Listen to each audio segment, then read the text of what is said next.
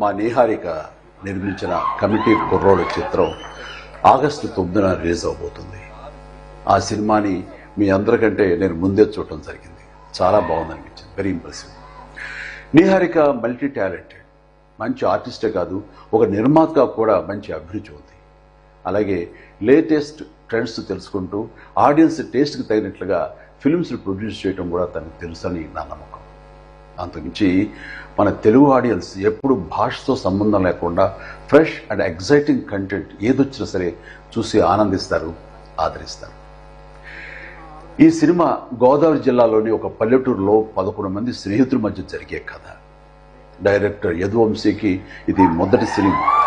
ఈ సినిమాకి story, screen play, దర్శకత్వం అన్ని తానే చేశాడు. ఈ సినిమాతో చాలామంది కొత్త నటీనటులు పరిచయం అవుతున్నారు.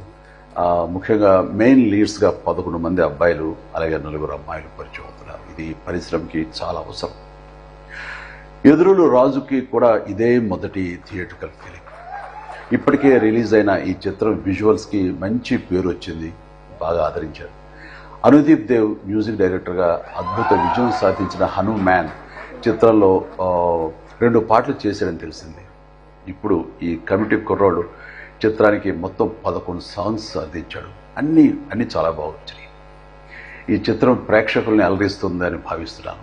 వీళ్ళందరి కృషికి, టాలెంట్కి తగ్గ గుర్తింపుని, రివార్డ్స్ని ఈ సినిమా అందిస్తుందని ఆశిస్తూ కమిటీ కుర్రోళ్ళ టీం అందరికీ ప్రత్యేకించి మా నేహార్కు all the very best. God bless you. Thank you megastar Chiranjeevi garu. ఒక నటుడిగా, ఒక వ్యక్తిగానే కాకుండా ఇలా ఎంతో మందిని ముందుండి ఎంకరేజ్ చేసి ఇన్స్పైర్ చేసేటువంటి మహనీయులు మా మెగాస్టార్ చిరంజీవి గారికి big salute sir to you. Thank you so much. And trailer కాకుండా రిలీజ్ ట్రైలర్ కూడా ఉంది. సో ఈ రోజు ఈ కార్యక్రమానికి ఇప్పుడే విచ్చేసినటువంటి మా ఈ ముగ్గురు శేష్